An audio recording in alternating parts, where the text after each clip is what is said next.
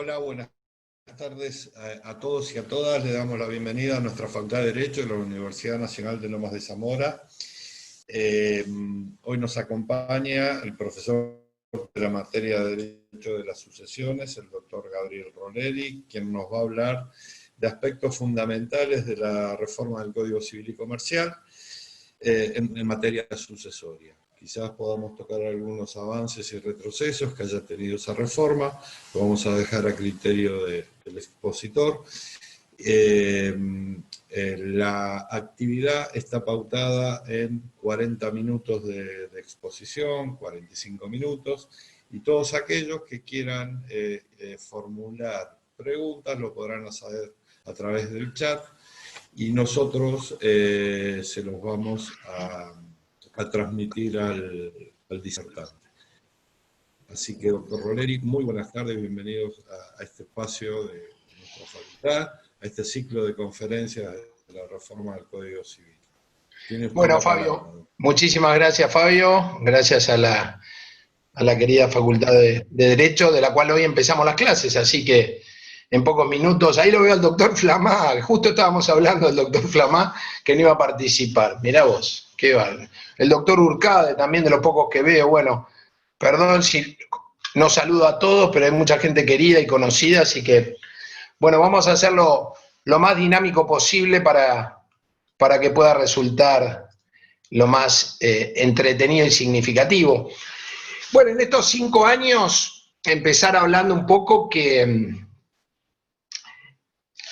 yo recuerdo cuando empezamos a dar en su momento con la doctora Vázquez, Fernanda, en el colegio y entre el colegio y la facultad organizamos unas charlas de modificaciones al Código Civil, y recuerdo que, claro, eran épocas 5 años atrás en donde todos los abogados queríamos capacitarnos, queríamos saber qué estaba pasando, queríamos saber cuáles eran las novedades,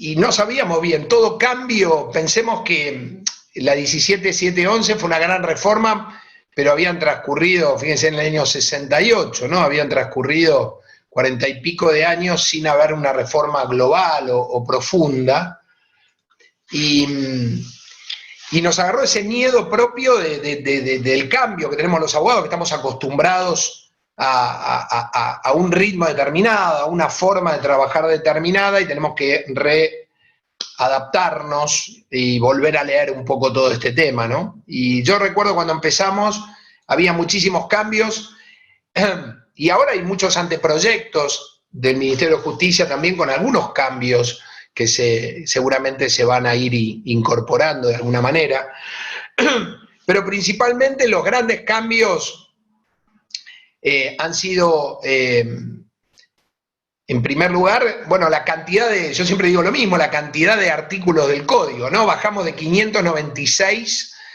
a 255 más 6 de la parte del libro sexto, o sea que nos pudimos reducir en menos de la mitad, o sea, para lo cual, como siempre digo, o sobraban artículos o nos quedamos cortos con artículos, porque prácticamente de 596 bajar a 261 en un tema no menor, ¿no? Así que, y después, bueno, fuimos viendo que se fueron incorporando algunos aspectos significativos. En primer lugar, el código, el derecho sucesorio en realidad vino arrastrando un poco todos los cambios significativos en el derecho de familia, porque pensemos que el derecho de familia fue el cambio más fuerte, el libro segundo fue el cambio más significativo. Hubo cambios así aislados, pero el más fuerte fue el derecho de familia, y el derecho de familia, sin lugar a dudas, como su primo hermano, como decimos siempre, arrastró de alguna manera el derecho sucesorio. Y uno de los aspectos en los cuales evidentemente se tuvo que adaptar es en conceptos vinculados al derecho de familia. En primer lugar, la solidaridad familiar, que de alguna manera está incluida en el derecho sucesorio, en varios puntos. En donde, y lo encontramos, por ejemplo, en la mejora al heredero con discapacidad, en la posibilidad de la indivisión forzosa, en la protección de los incapaces, en todo lo que tiene que ver con acciones de indignidad, en donde se trata de establecer con mayor ahínco y con mayor profundidad los derechos. En los derechos reales de habitación, el derecho real de habitación no solamente del cónyuge supérstite, que está regulado en el 2383 con mejor técnica jurídica, sino también el 527, por ejemplo, protegiendo un derecho real de habitación para el conviviente.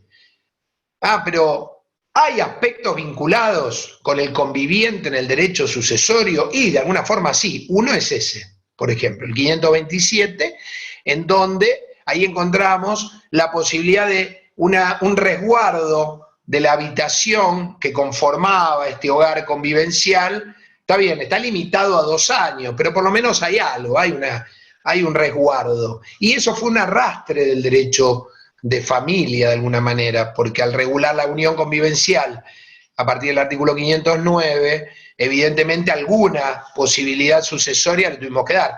No le dimos derechos sucesorios. Y ahí surge otro tema interesante, ¿no? ¿Corresponde darle derechos sucesorios al conviviente? Yo creo que es el gran tema del momento, es el gran tema moderno dentro del derecho sucesorio. Hay varios artículos, en las jornadas nacionales se ha debatido esta posibilidad, ¿no? ¿Por qué? Y porque precisamente es un derivado del derecho de familia, como ya el derecho ya no se llama más el derecho de familia, sino un derecho de las familias, y encontramos un reconocimiento familiar no solo en la unión matrimonial, sino en varias formas familiares, y una de ellas, por ejemplo, es la unión convivencial. Y ahí surge esta duda, ¿no?, que se puede llegar a volcar, como siempre decimos, ¿corresponde que alguien le deje sus bienes a un colateral en 4º grado, aquel primo que lo vio en algún velatorio de la tía Justina en el año 75 y no volvió a ver nunca más, pero al no haber tenido hijos, no haberse casado, sus padres y sus ascendientes no están vivos, fue perdiendo a todos los hermanos y evidentemente quedó aquel primo que ni sabe cómo se llama? No sabe, no se acuerda, sí, alguna vez lo vi. Pero al lado tiene a la conviviente, que a lo mejor hace 30 años que comparte un espacio con esta persona, que a último momento y en los últimos años de su vida lo asistió, quizás esta persona estaba enferma. Y digo, ¿no merece a lo mejor un derecho sucesorio? No digo que sí, digo, es para pensar, ¿no? Que se lo lleve esta persona. ¿Cuál es la base de la sucesión ab intestato? Que en realidad estaba en el código anterior y que en realidad se reflejó de manera prácticamente similar en cuanto a los conceptos.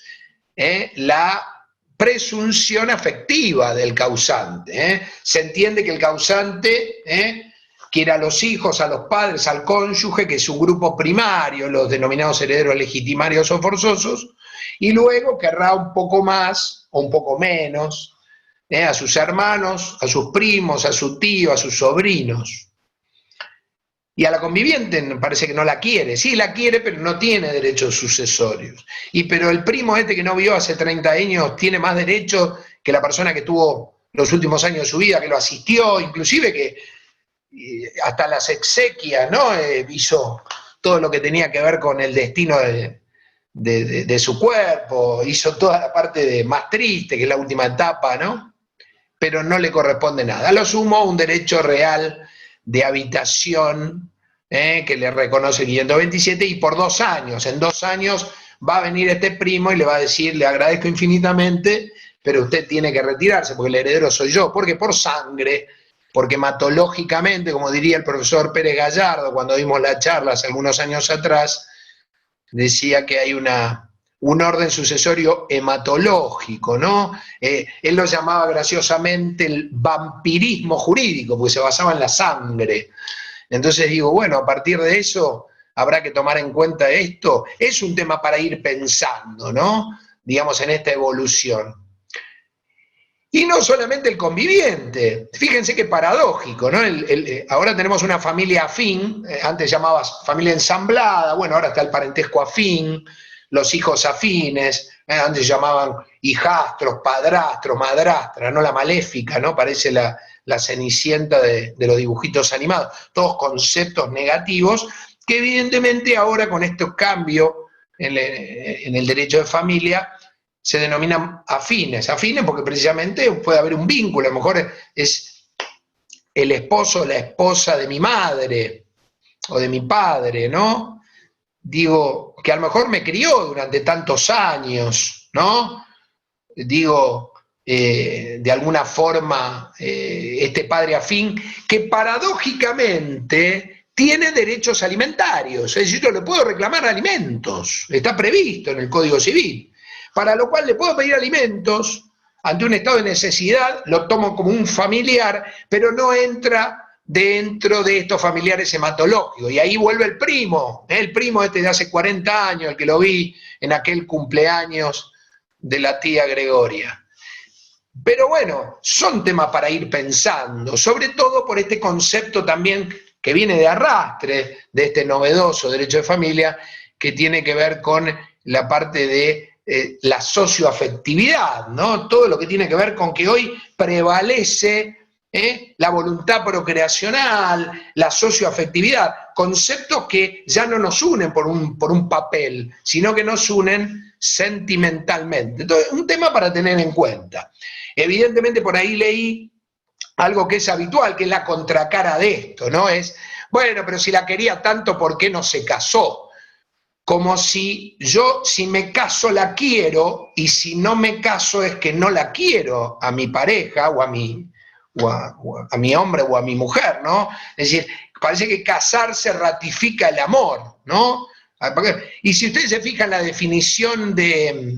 Es paradójico esto, porque vayan al 509 y 510 y la definición de unión convivencial se establece en una pareja basada en una relación afectiva, con un proyecto de vida en común, cosa que no tiene el matrimonio. El matrimonio no surge amor. El amor está en la definición de convivencia, de unión convivencial, pero en ningún momento habla de amor en el matrimonio. Inclusive se había sacado a lo sumo la asistencia. Sería como una especie de ambulancia jurídica. Es una asistencia, es una cuestión más que nada que tiene que ver con asistir, alimentar, convivir. Bueno, convivir lo habían sacado en el 431, después lo volvieron a poner, lo habían sacado en el anteproyecto y se volvió a agregar. Pero fíjense, digamos, estos conceptos vinculados con la socioafectividad, sí tienen de alguna manera un tironeo en lo que tenemos. Esto creo que son los grandes desafíos que podemos llegar a tener. Otro aspecto significativo de un cambio muy profundo fue el cambio de las legítimas hereditarias.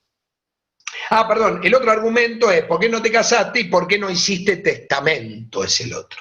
Bueno, no se casó porque si no se casó en 30 años, seguramente no se va a casar. Igualmente si se casa, le van a decir que después de 30 años se casó por la herencia, una locura, pero igual, digamos, va a ser carne de cañón de alguna crítica. Y la otra es ¿por qué no hiciste testamento? Y porque en realidad prácticamente no hay una cultura testamentaria en nuestro país. Pese a que han bajado las legítimas y han aumentado la libre disponibilidad, se sigue sin existir esta cultura testamentaria. Por diferentes razones, porque de alguna manera se considera que es de alguna clase social determinada, porque se considera esta cuestión más que nada basada en una estructura familiar que habría una desigualdad y que no podría beneficiar o no o mejorar a una persona, pero la verdad que no hay una cuestión cultural en ese sentido. ¿Por qué le decía lo de la legítima? Porque también está enganchado con esto de la libre disponibilidad.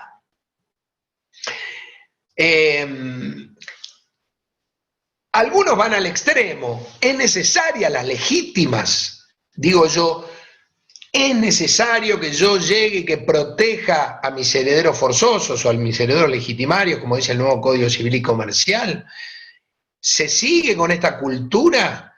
¿Vamos a seguir mucho tiempo protegiendo sabiendo que una persona está esperando suceder y sabe que todo lo que le va a venir, y a lo mejor inclusive no arriesga parte de su vida o se esfuerza porque precisamente conoce que va a ser beneficiado por alguna empresa o por bienes o por dinero?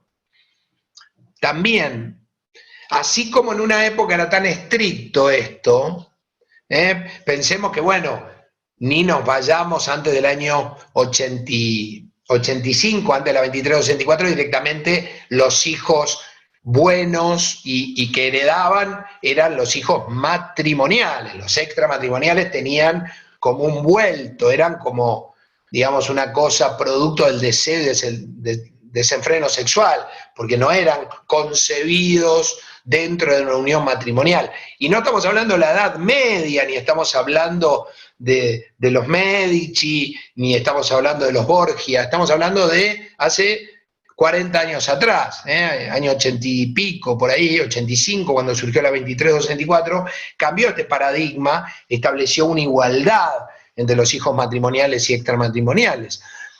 Sin embargo, continúa, y las legítimas eran muy estrictas. Recordemos que hasta el año 31 de julio del año 2015, las legítimas eran de 80%, eran 4/5 partes garantizados sí o sí a los herederos legitimarios. Digo, se bajaron. Aún así, hay un tema de debate también en este tema. ¿Habrá que eliminar las legítimas? ¿Habrá que dejar menos, todavía 1/3? Y yo puedo disponer libremente de los 2/3.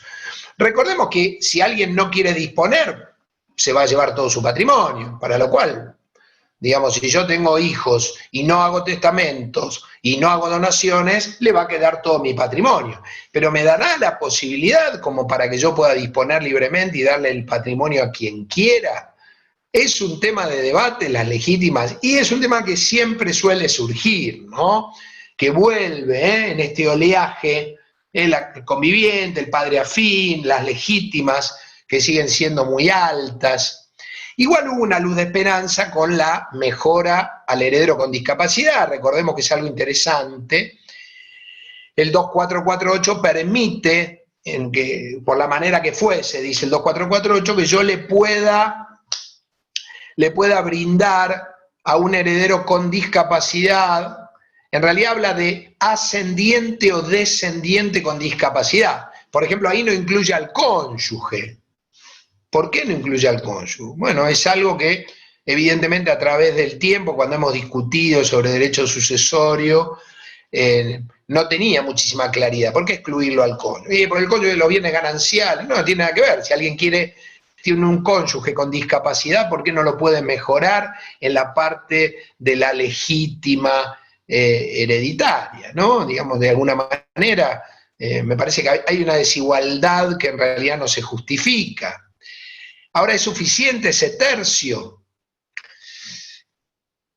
En el anteproyecto del Ministerio de Justicia, que el año pasado se elevó al Poder Ejecutivo, se modifica este 2448 y hay una novedad bastante importante, que la discapacidad también se extiende, le agregan un párrafo que dice que también puede beneficiar a la persona que lo asistió en la última enfermedad y que producto de esta asistencia sacrificó parte de su vida en miras a esta persona. Sería el estereotipo, ustedes saben que la mayoría de los institutos se basan en estereotipos.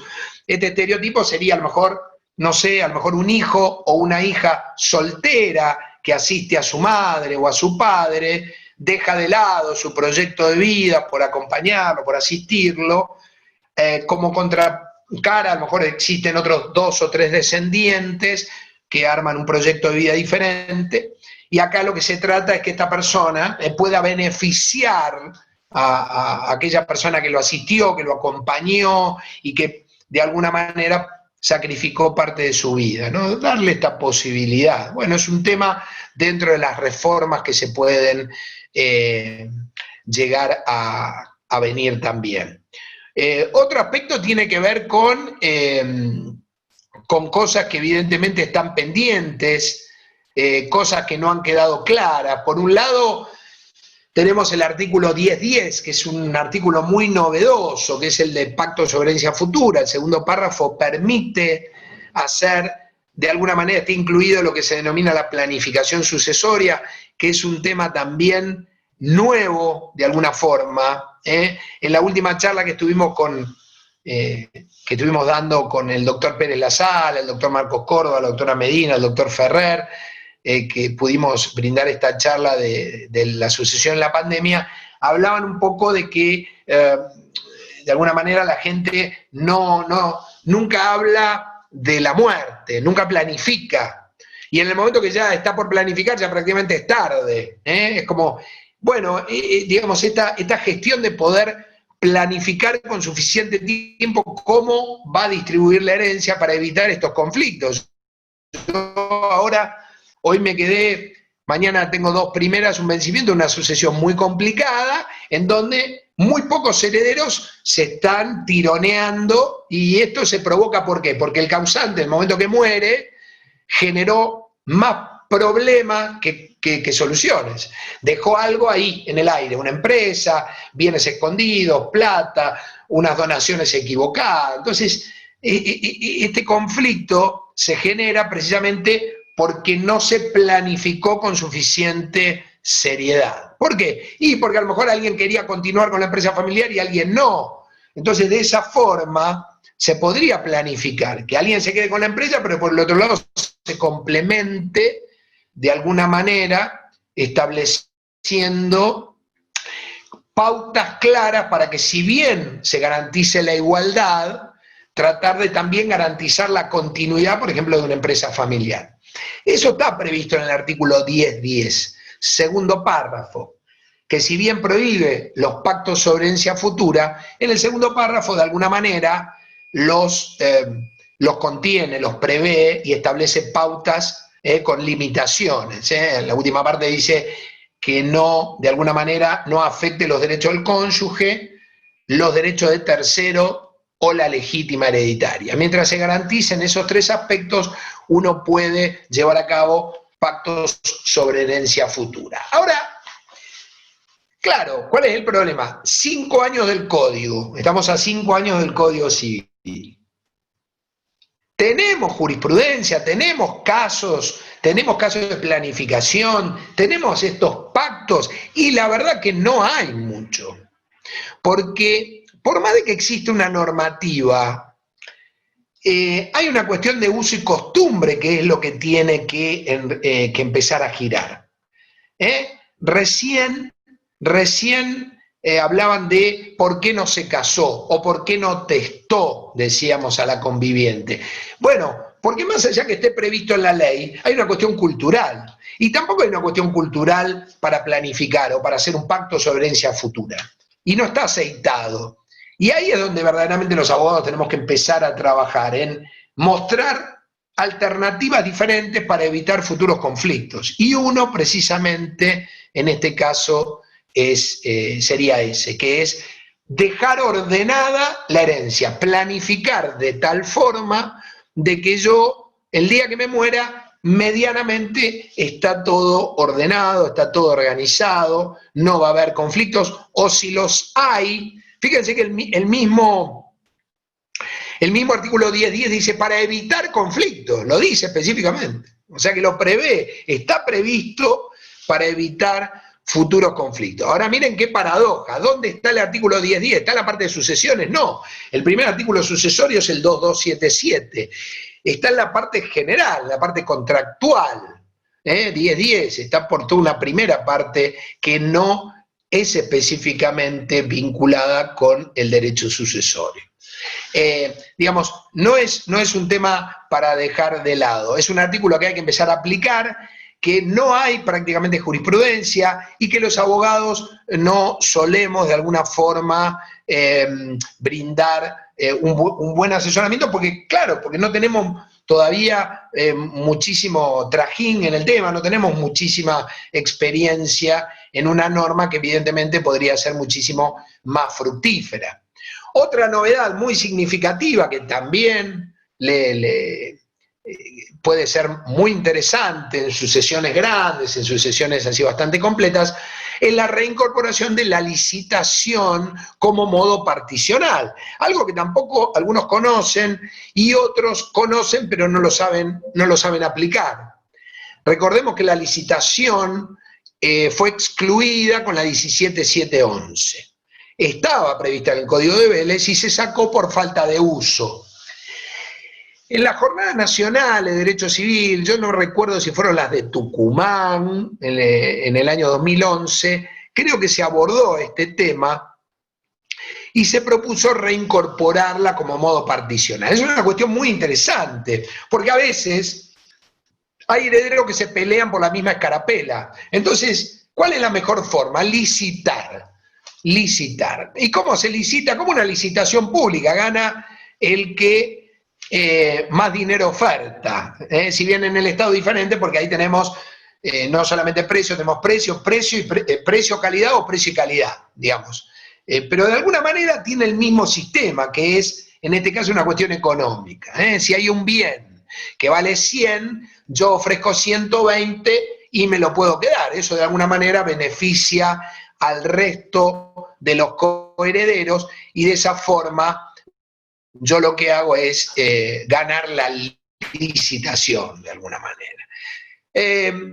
Quienes están en contra entienden que, bueno, en este caso solamente siempre se beneficiaría al heredero que tiene mayor caudal económico en desmedro de alguien que puede llegar a no tenerlo.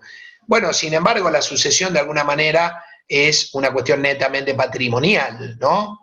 Alguna vez hemos charlado, digamos, estos temas en las reuniones de cátedra y surgía, hay una parte que dice la posibilidad de vender bienes, vieron que estaba prohibida en el Código de Vélez, y ahora, para no extender la responsabilidad de los bienes propios, hay una parte que dice si dispuso de los bienes, pero dice siempre que sea depositado judicialmente y que el precio y que la venta sea conveniente, ¿no? Dice el nuevo código. O sea que se permite vender un bien, cosa que antes estaba prohibido, con estos dos requisitos, que el dinero no es que me lo guardo para evitar la ocultación de bienes sucesorios, y después dice, y que la gestión o la venta sea conveniente. Y ahí surgía, debatíamos a veces en estas charlas, dentro de los miembros de la cátedra, ¿a qué llamamos conveniente? ¿Es conveniente? Puede ser conveniente económicamente y no afectivamente o viceversa.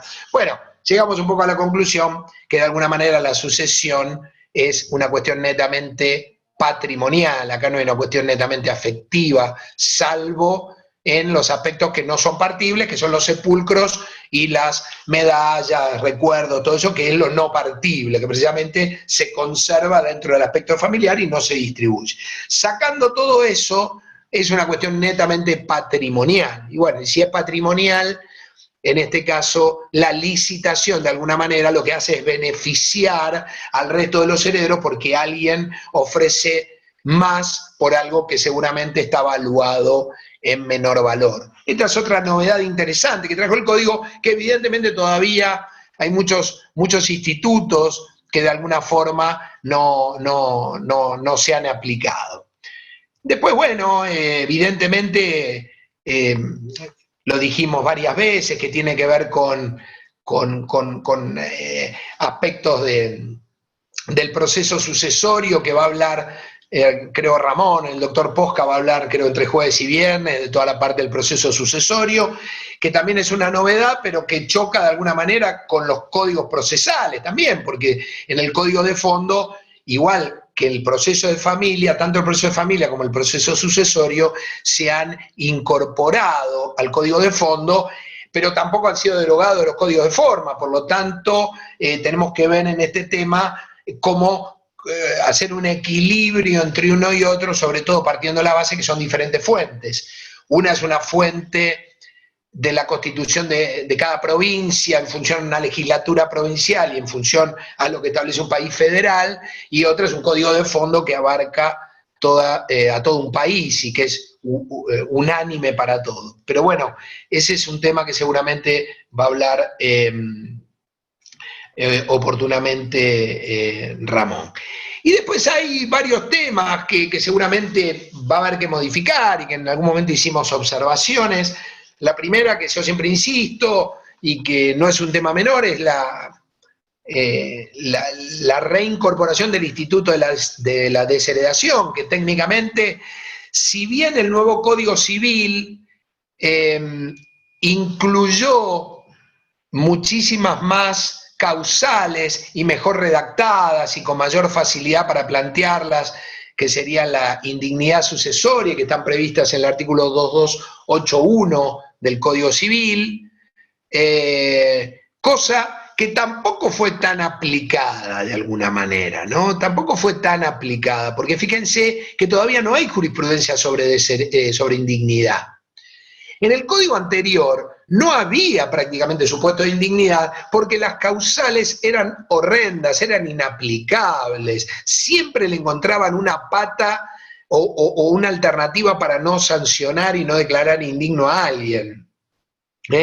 No había forma, porque siempre había una laguna jurídica o había algún aspecto que en realidad no quedaba suficientemente claro. Por ejemplo, recuerdo el supuesto de cuando decía el Código de Vélez, creo el 32, no me acuerdo si el 32, 95, 96, que hablaba de dejar a una persona demente, a un demente abandonado. Entonces, claro, si lo dejabas abandonado, o sea, no le prestabas asistencia a una persona, no le dabas ningún tipo de asistencia, pero no era demente, no se cumplía.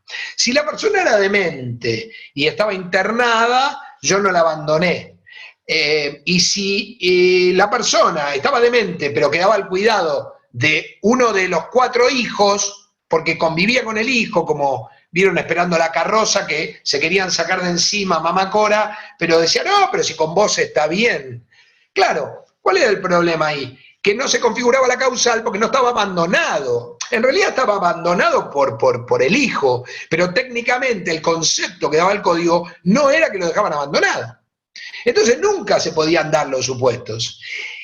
El código actual lo redacta de otra manera, y yo creo que es un tema, sobre todo el inciso B, que es el maltrato, un concepto muy amplio del maltrato, inclusive post-mortem, porque habla del maltrato al honor, o la falta de prestación alimentaria, que es algo bien concreto, que antes no estaba redactado de esa manera. Creo que van a ser 2 o 3 de las causales que se van a aplicar con mayor posibilidad y con mayor habitualidad, pero para esto hay que empezar a gestarlo. ¿Y qué es esto del abandono? Es el abandono emocional que ocurre sobre todo en la gente mayor. Este desprecio, este abandono, pero el abandono afectivo. No, pero si yo no te abandono, paso y te dejo comida. No, pero no es un león que está enjaulado y que uno le pasa y le tira al mono maníes. Hay que darle una prestación afectiva, hay que escucharlo, hay que darle cariño, digamos, todo eso conforma supuestos de alguna manera de indignidad. Y ahora está un poco más claro, porque es no solo el maltrato, sino el destrato. Es esa persona que llega grande y que está esperando el heredero que se muera con el único objetivo de quedarse con sus bienes, independientemente de asistirlo. Con todo este tema de la pandemia, creo que, digamos, yo siempre estuve viendo, la otra vez pasaron por la televisión un caso de una persona mayor que había sido maltratada, creo, por una persona de un supermercado, y yo digo, qué interesante lo que se logró con la ley Micaela, de la concientización de la violencia de género y la violencia doméstica, digamos, toda esta capacitación obligatoria que tienen que tener los 3 poderes del Estado.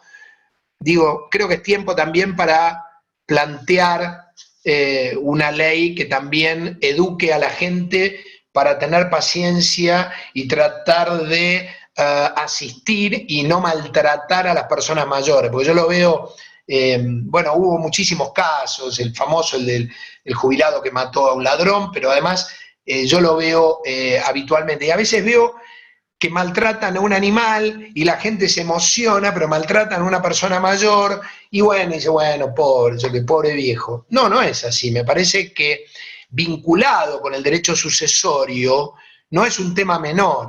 No es un tema menor para plantear una indignidad, no es un tema menor para ocuparse. Después, a lo mejor se quejan que la persona atesta a favor de la persona que lo acompañó en el último tiempo, entonces dice que le captó la voluntad. No, no es que le captó la voluntad. En muchos casos, la gente a lo mejor le presta el servicio que no le prestan los seres queridos o los seres más cercanos, y evidentemente esa persona le va a dar la posibilidad de beneficiarla con algún tipo de bienes, ¿no? Que es lo que está previsto en la modificación del 2448, en donde se le puede dejar a una persona que lo asiste o que deja de lado parte de su vida como para acompañar. Y para ir cerrando, y después si quieren habría algunas preguntas, un tema que también es bastante interesante, es bastante novedoso y es bastante actual. Lo que pasa es que no tenemos mucha jurisprudencia. Tiene que ver con el tema de la herencia digital, que es todo un tema muy novedoso, muy interesante, y que se refiere específicamente a todo lo que rodea toda la parte virtual. ¿Qué dejamos en las redes? ¿A dónde va a parar eso? ¿Forma parte de la transmisión hereditaria? Algunos dicen, bueno, subí 4 fotos a Facebook. Sí, 4 fotos en Facebook no hacen, pero hay mucha gente que trabaja con las redes. Hay gente que sube diseños, hay gente que tiene claves bancarias, hay gente que tiene confidencialidad en los mails. Digamos, las claves, uno puede acceder por medio de una clave bancaria a transferir mucho dinero. Todo esto, ¿cómo, a quién pertenece? ¿Se muere? ¿Se cae? ¿Qué pasa con todo lo que yo subo a las redes? ¿Es de propiedad de Facebook, de Instagram, de Snapchat? ¿De quién es esa propiedad? Porque una cosa es una foto en Mar del Plata al lado de la foca comiendo una habana, que no puede ser que no moleste a nadie. Pero hay muchas cosas que son muy importantes. Hay a lo mejor documentos muy importantes familiares, documentos históricos, cosas que se van guardando generación tras generación y que son subidas a las redes y que evidentemente eso forma parte de recuerdos familiares, desde el aspecto emocional, pero también desde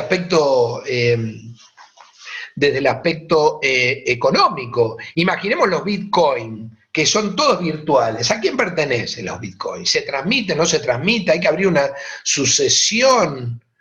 ¿Tenemos algún régimen respecto a esto? ¿A quién se le transmiten? Es todo virtual, y lo virtual.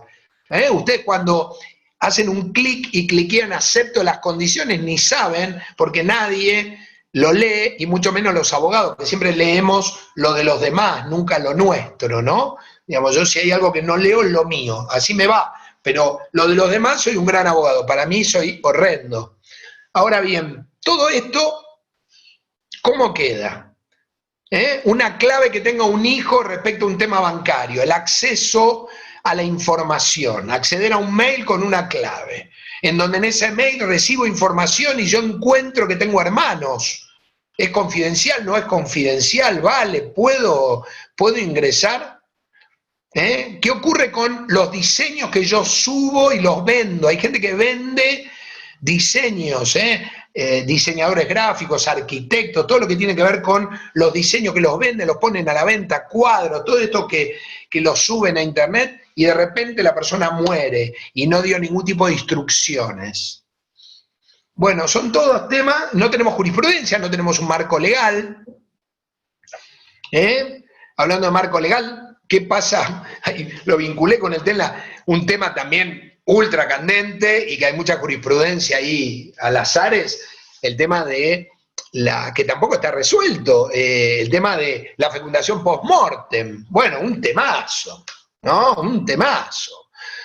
Hubo algunos casos aislados, la utilización de gametos, muere la persona, hay que prestar el consentimiento. El otro día salió un fallo reciente, se le negó a una mujer, creo que quería utilizar los gametos crioconservados, no sé si el marido se habían divorciado, se opuso, bueno, pero el problema, al morir, ¿qué hacemos con ese embrión crioconservado? ¿Lo podemos implantar? ¿Se puede donar? ¿Se destruye? lo incorporamos, si hay vida, hay un vínculo genético, no hay un vínculo genético, presté el consentimiento para llevar a cabo la anidación, para llevar a cabo el tratamiento entre el gameto y el óvulo, pero no lo presté para la implantación. ¿Es válido ese consentimiento original o lo tengo que renovar? El código dice que lo tengo que renovar. ¿Cuál fue el problema ahí? Y como todo, quedó medio rengo, porque el anteproyecto, independientemente de estar de acuerdo o no, tenía un régimen y un plazo determinado. Fue al Senado, se cambió y quedó una ensalada que en realidad es una laguna jurídica que en realidad la tienen que interpretar los jueces. Porque técnicamente antes el artículo 2279, inciso C, remitía al artículo 563 que no terminó formando parte del código. Y ahora remite al 561, que el 561 no nos da la solución. Entonces, esto es otro tema también, que seguramente va a haber que regular si hay algún plazo para la implantación, establecer bien el consentimiento, qué ocurre si muere. Bueno, hubo muchos fallos, el más significativo fue el de la masacre de Flores, en donde extrajeron semen cadavérico, una persona que había fallecido en la morgue, producto de que quería ser padre, después al final no se implantó, una jueza decía una cosa, otro decía que se podía implantar, otros probaron con testigos que quería ser padre, pero en realidad no era suficiente porque no quedaba demasiado clara la voluntad de haber sido padre, después no era necesaria. En el anteproyecto decía por testamento o prestado ante una autoridad sanitaria y daba el plazo de 1 año. Lo sacaron, pero al sacarlo generaron este problema. ¿Cuál fue el problema? Que la laguna jurídica la terminan resolviendo los jueces y de acuerdo a la interpretación que cada juez pueda llegar a tener de acuerdo a su criterio.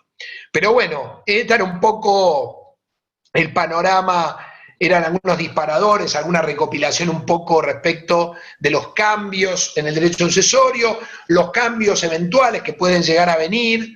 Yo les recomiendo, si les interesa, paradójicamente, así como el código modificó el libro segundo, muchos cambios en el derecho de familia, en el anteproyecto prácticamente en derecho de familia no hay cambios, pero sí hay casi 33 artículos que se modifican de sucesiones, o sea que en el anteproyecto elevado al Parlamento, al Congreso por parte del Poder Ejecutivo, hay muchísimos cambios a nivel sucesorio, así que se los recomiendo como para, si quieren leerlo, a ver cuáles son las diferencias, lo que se puede llegar a venir el día de mañana, más que si lo aprueban, por lo menos, digamos, cómo piensan algunos juristas, como para ver qué propuestas se pueden hacer para mejorar esta cosa tan interesante que es el derecho sucesorio, que como siempre digo, a veces termina siendo un mero trámite como una jubilación, y en realidad no es una jubilación, no es un trámite administrativo. Lo que pasa es que hay muy poca gente que conoce a ciencia cierta todas las alternativas que los encontramos. Lo que queremos es, bueno, ¿cuántos son? 3 hijos, dale, noche, quédate con la casa, bueno, yo te doy al perro, deja, ¿cuántos? No es una venta de telas en el 11, el derecho sucesorio, es algo mucho más profundo, es la historia de la familia, son los bienes a través de una justa distribución y también en función a esto de la solidaridad familiar que tiene que ver con quiénes más necesitan de ese acervo, ser un poco menos egoísta. A veces hay hijos que han tenido la posibilidad de que les vaya mejor en desmedro de otros. Esto es la solidaridad familiar, ¿no? No ser tan egoístas y tratar de ver de qué manera podemos llevarnos lo que nos corresponde, pero sin ser abusivos de alguna manera. Y creo que de alguna forma ese también es nuestro lema y nuestro mensaje, ¿no? Así que bueno, para ir cerrando, esa era un poco la idea de la charla, ¿no? Muy claro, Gabriel, muy elogiosas las críticas que se han ido dando a través del chat. Vamos a leer 2 o 3 preguntas y también aclarar, sin que lo tomen a mal, que aquellas preguntas que tengan que ver con el carácter procesal de la sucesión o del trámite sucesorio, creo que el jueves tenemos una charla con el otro titular de la materia, que va a hablar básicamente de aspectos que tienen que ver con el proceso sucesorio, y esta charla pretendió ser una mirada acerca de la reforma que sufrió nuestro código de fondo en materia de sucesiones. Así que no se enojen aquellas preguntas que no le hagamos que tengan que ver con lo estrictamente procesal, porque el jueves sí vamos a tener una cátedra, un temario más que una cátedra, que va a hablar más de cuestiones prácticas del derecho procesal. Así que le voy a pasar la palabra a Ezequiel, al doctor Ezequiel del Valle, quien va a leer 2 o 3 preguntas de las que se fueron formulando en el chat. Ezequiel. Gracias, Fabio. Muchas gracias, doctor Roleri, por la exposición. Voy a proceder a leer algunas consultas que tenemos acá en el chat. La primera es de Adriana y dice: en estos tiempos de pandemia, ¿una persona puede hacer una donación en vida de sus bienes a sus hijos? Sí, sí, tranquilamente. No, ahora creo que se ha relevado la posibilidad de llevar a cabo escritura. De hecho, los escribanos y los abogados tenemos pleno ejercicio en este momento, así que no habría ningún tipo de inconveniente. Inclusive los registros están funcionando y toda la parte protocolar también, así que no habría ningún tipo de inconveniente para hacer una donación. Lo que habría que ver en ese caso es, bueno, ver el tema de la legítima hereditaria en su momento. Si le quiere dejar algo a los hijos, tratar de ver que a todos los dé más o menos lo mismo, que evitar futuros conflictos el día de mañana, de colación o algún tipo de eso. Pero sí, no habría ningún tipo de problema, claro. Gracias, doctor Roleri. Voy a proceder a leer otra consulta de Jacqueline, que plantea lo siguiente. Un matrimonio con un hijo por parte de uno de ellos, ¿puede hacer ese matrimonio algún tipo de trámite, documento en vida, para que todos los bienes le quede solo a uno de los cónyuges, excluyendo cualquier otra persona? Bueno, acá lo que tenemos que ver es un orden sucesorio, es decir, si solamente, ustedes saben que el derecho sucesorio se rige por un principio de órdenes. Ese principio de órdenes tenemos que ver quién excluye a quién. En primer lugar eran los descendientes. Si no existen descendientes, heredan los ascendientes en concurrencia con el cónyuge. Tenemos que ver si en realidad hay un matrimonio que tiene un hijo, aparentemente no es un hijo en común, es el hijo de otra pareja, ¿es así? Así dice la consulta, sí, doctor. Claro, lo que pasa es que esa persona cuando fallece va a tener que, la persona que lo va a heredar va a ser su hijo, y va a serlo también, si están casados, su cónyuge. Entiendo que debe haber sido un hijo con otro matrimonio y con el cónyuge, por lo tanto van a heredar el cónyuge y el hijo, dependiendo si los bienes propios o gananciales, para lo cual no quedarse todo el cónyuge, porque en realidad lo que haría es vulnerar la legítima hereditaria del descendiente, ¿no? Casados con hijo de otro matrimonio. Casado, sí, con hijo de otro matrimonio. Claro, se casó y tiene un hijo de otro matrimonio. El hijo de otro matrimonio es heredero forzoso, tanto como el cónyuge que está casado. O sea, en los bienes propios hereda como un hijo más, en los bienes gananciales se queda con la mitad, y la otra mitad se la queda el hijo. O sea que en realidad en ambos casos se van a llevar mitad y mitad cada uno. Por ganancial o por propio, cuando hay un cónyuge y un hijo, no hay... Bien. No hay diferencia. Rivas, clara consulta. Si bien la conviviente no hereda, ¿no se puede apelar al 2448 y solicitar si se comprueba que fue la persona que lo asistió por muchos años, dado que estaría encuadrada en cuanto a brindar asistencia? No, lo que pasa es que eso no está en el 2448 actual, está en el anteproyecto. Está en el anteproyecto, y el anteproyecto, la redacción, en verdad, me parece que no es así, tiene que ser, porque en realidad es una mejora al heredero con discapacidad.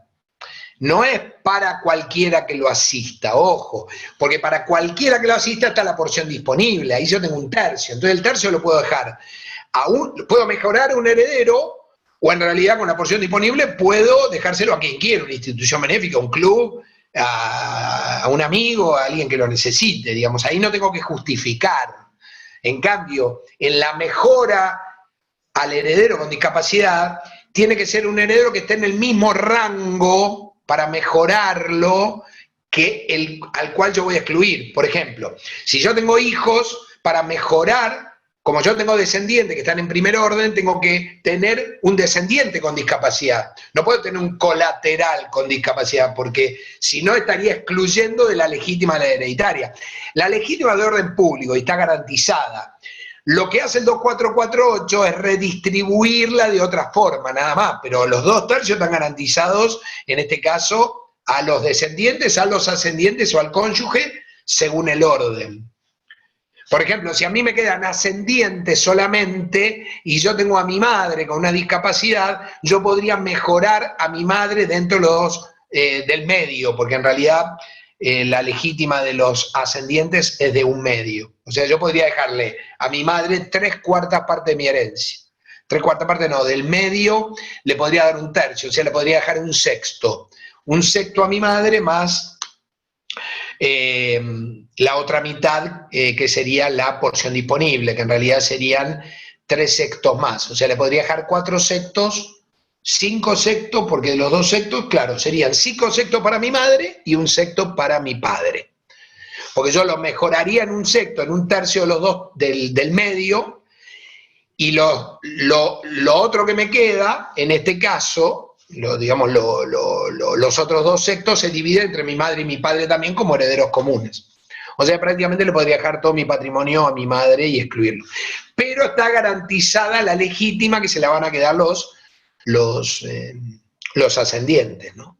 O sea, cada 2448, de acuerdo si son descendientes o si es ascendiente, de alguna forma tienen diferencia respecto a la distribución, porque también cambian las proporciones. Tenemos 2/3 de legítima en los descendientes y 1/2 en la de los ascendientes y el cónyuge. Entonces ahí cambia. Bien. Una consulta de Juan Vera, que dice, ¿el embrión congelado como persona humana puede ser heredero forzoso? El embrión no, porque en principio el artículo 19 original, el 19 actual, dice, en realidad, define lo que es la capacidad, cuando hay persona. Y el 19 nos dice, la existencia de la persona humana comienza con la concepción. ¿Qué pasaba? En el anteproyecto había un segundo párrafo que decía, para las técnicas de reproducción humana asistida, se consideraba persona desde que ese embrión se implantaba. Pero eso se sacó. ¿Por qué? Porque hay gente que considera que el embrión es vida y hay gente que considera que el embrión no es vida. Y ahí entramos en un debate científico, médico, jurídico, religioso, que podemos leer y hay ríos de tinta escritos al respecto. El embrión por sí solo no es heredero porque no tiene viabilidad.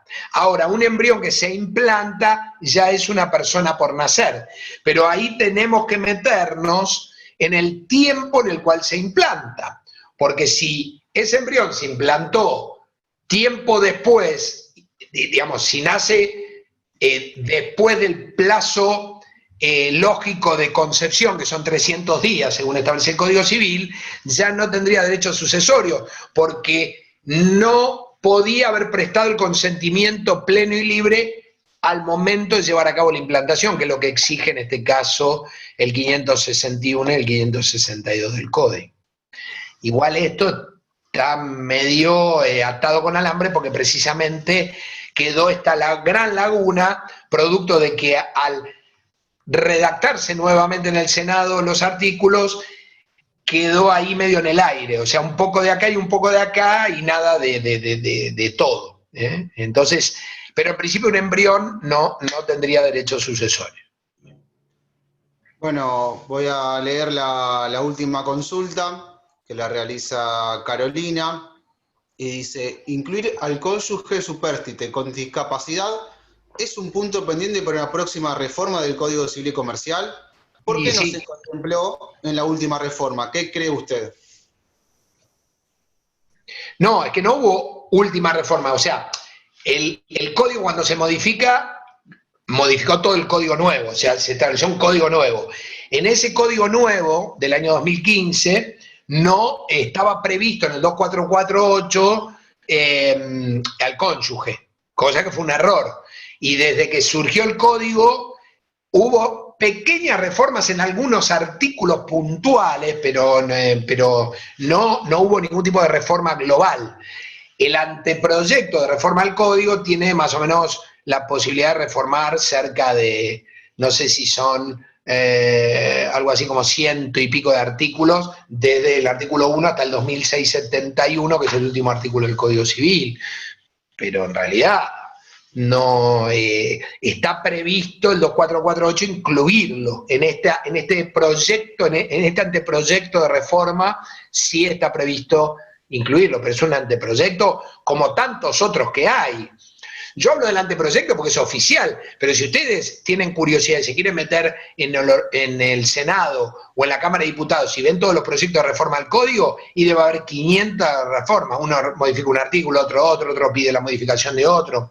De hecho, si ustedes se fijan, hubo algunos fallos que plantearon la inconstitucionalidad del 562, y de hecho hay proyectos que quieren modificar el 562.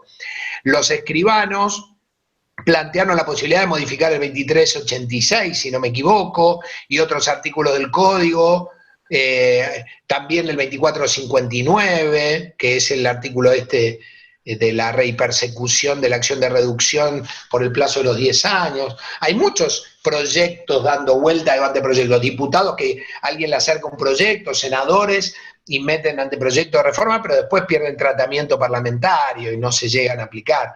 Es muy raro modificar un artículo de manera aislada, salvo que tengan mucha fuerza ese anteproyecto, o que lo gestiona a lo mejor alguna corporación especial o más importante, una corporación médica o la notarial, o una corporación, no sé, ambiental. Entonces ahí tiene fuerza y eso a lo mejor se debate y se puede modificar. Pero por lo general estas reformas siempre se tratan de hacer en bloque, ¿no? De alguna manera. Muchas gracias, Gabriel. Le voy a pasar la palabra ahora sí al doctor Arce. Seguramente habrán quedado algunas preguntas pendientes, pero tampoco tenemos ni queremos tener el derecho de abusar de la generosidad del doctor Roleri, a quien nos enorgullece como institución tenerlo como profesor titular de la materia de Derecho de Expresiones, y desde lo personal siento un gran respeto porque me considero su amigo. Así que, Gabriel, muchísimas gracias. Invitar a todos los presentes a las siguientes conferencias que se van a seguir desarrollando a partir de todo el mes de agosto, de lo que nos queda, de distintas materias. Y también agradecer la presencia de muchísimos docentes que he visto que nos acompañan diariamente, y funcionarios de nuestra facultad, por lo cual eso nos da el valor agregado del público que tenemos. Así que, Gabriel, muchísimas gracias. Vamos a dar, no sé si querés decir algo a título de cierre o conclusión. No, agradecer, bueno, la verdad que la organización, te quiero dar un agradecimiento personal, porque la verdad que cómo has organizado todas estas jornadas, desde hace mucho tiempo me has llamado, y tratar de buscar los horarios y tratar de convocar a la mayor cantidad de gente, son muy útiles, y sé detrás de la Secretaría que hay un trabajo muy profundo, tanto tuyo como, bueno, de Ezequiel y toda la gente que te acompaña, y la verdad que es importante porque la convocatoria fue un éxito, ahí llegaron casi 100 y pico de personas, muchos exalumnos, muchos docentes, lo veo a Darío, lo veo a mucha gente amiga, algunos no los veo a todos juntos porque hay pocas pantallas, pero nada, la verdad que me parece que si les resulta muy importante, sobre todo en época de pandemia, que ya venís desarrollando esto hace mucho tiempo, y veo que la convocatoria y la publicidad, por suerte, ha sido muy, muy exitosa. reencontrarme con muchos exalumnos que veo por ahí, así que la verdad muy contento, y bueno, agradezco la oportunidad, y bueno, cuando quieran nos volvemos a ver. Seguramente te vamos a volver a convocar a mitad de este segundo cuatrimestre que acaba de comenzar. Así que vamos a dar por finalizada esta actividad. Muchísimas gracias a todos y nos vamos a seguir viendo en este ciclo de conferencias. Buenas tardes.